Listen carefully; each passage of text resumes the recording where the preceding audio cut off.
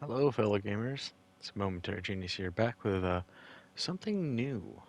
Gonna try doing a review here, or a little chat about new game, Stray. Relatively new. I'm a couple weeks late, but this game is from Blue 12 Studios. Um, it's a very casual game,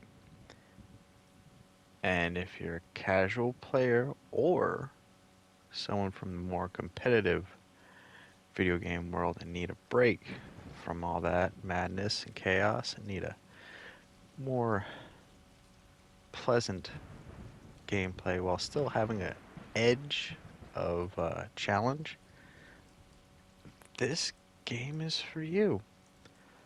I'm not really gonna do any like rating system because that's cliched and overdone. And honestly, I think this is more about finding out what personalities of the streamer and viewer mesh with the viewer.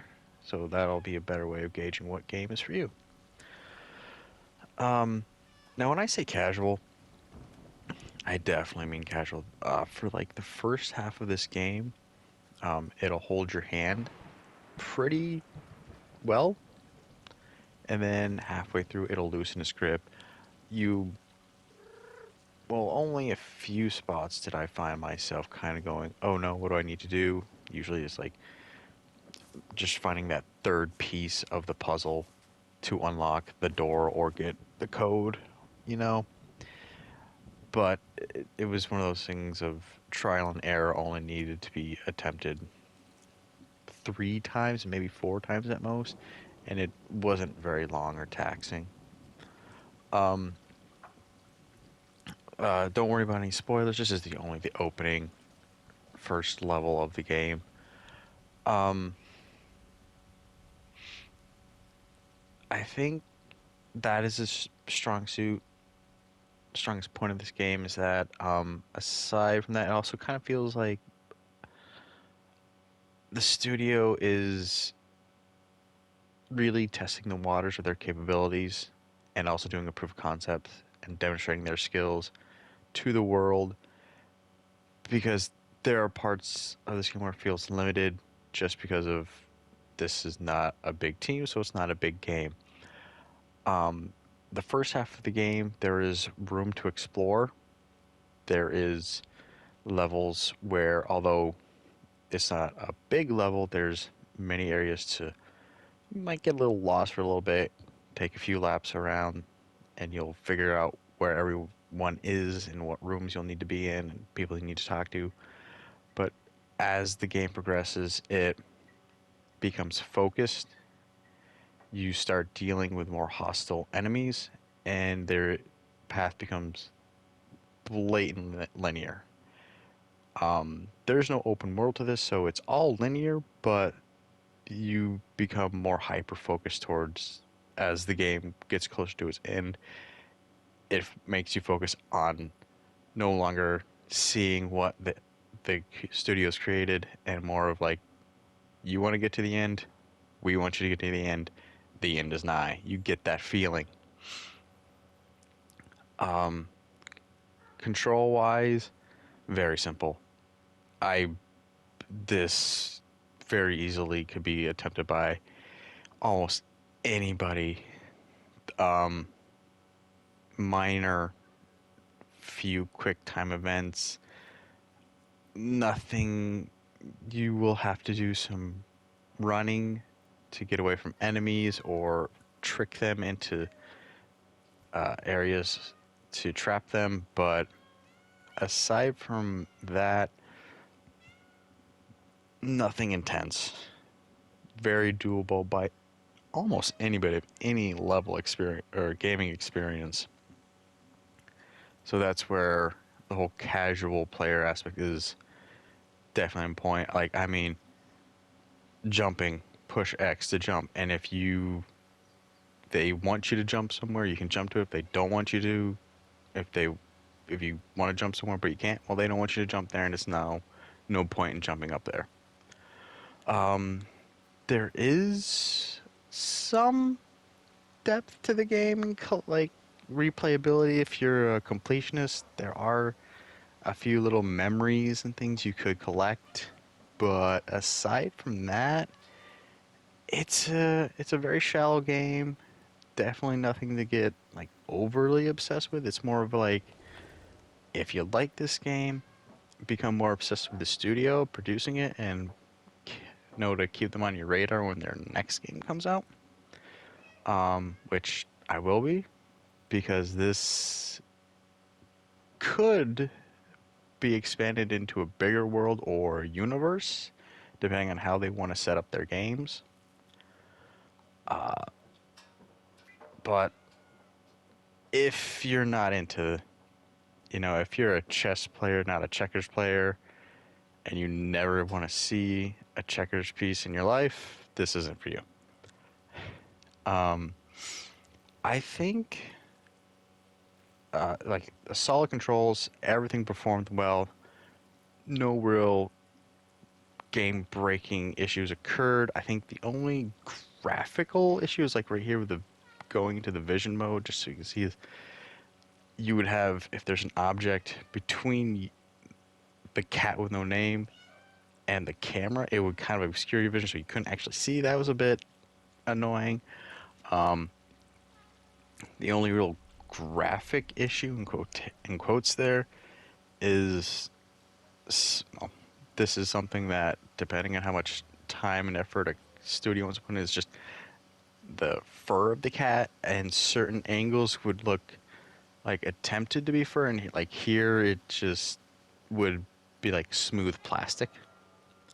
So, but the fact that they didn't make any, big promotion of look how lifelike our fur is, it's not a big deal. It's just like, oh, in some angles looks like plastic, in others it looks like attempted fur. But all in all, this game is very appealing to casual players and to anyone needing a break from more deep, fast-paced, complicated games, because it has a little bit of all that to just keep you entertained, keep you focused, and allow you to breathe, which I think was a little bit. I don't know how I feel about it. Like I said, in the beginning you had time to explore. There was things to explore a little bit, nothing too immense to get lost in, but then it really becomes focused as you progress, and that was a little sad. And by that I mean your enemies become more prevalent and more willing to pursue you and harm you. You can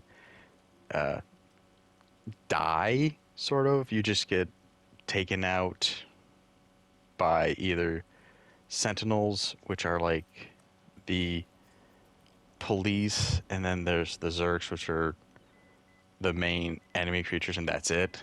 Those are your two enemies, and one will suck you to death, and the other one will, I guess, shoot you to death. But you just get sent back to last save, and then, so no gore, no anything, and it's a cliched story, but you have some interesting characters to kind of keep you going. Okay, I want to see who else is in this world. And if I were to recommend, who rents anymore? But if I were to say, rent it, pass on it, or buy it, again, if you are needing a more casual game if you have younger gamers over, or if you just need a break from a complex life, complex games, I would say put it in your wish list. If it comes up on sale, or I think it's been on Game Pass, whatever PlayStation Ultra Plus scheme that was available, and then whatever Steam does, I would say get it, play it. Again, if you go for, I think, according to Blue 12, 12 hours is a game play time if you try to complete everything, collect everything. But if you want to sort of power through, 6 hours.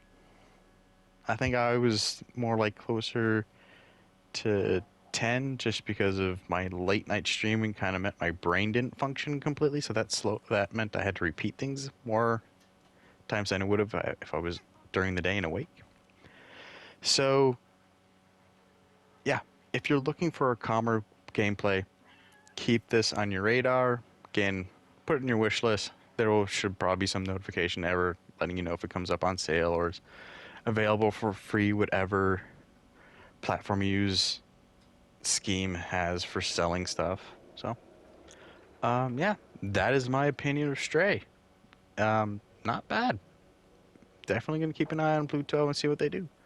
Also, side note, B12 is gonna be your main sidekick going forward, and I realized, oh, that's a little like anagram shortening nickname for Blue 12, and I got a chuckle at that. It was, I guess, a little bit of a Clive Cussler fan. I'm totally fine with, the maker of the game trying to include themselves in the game in a more physical way. So, yeah, neat little Easter egg there. So, with that said, I hope everyone enjoys whatever games they are playing, and I hope you will enjoy my review of Stray because I enjoyed playing it.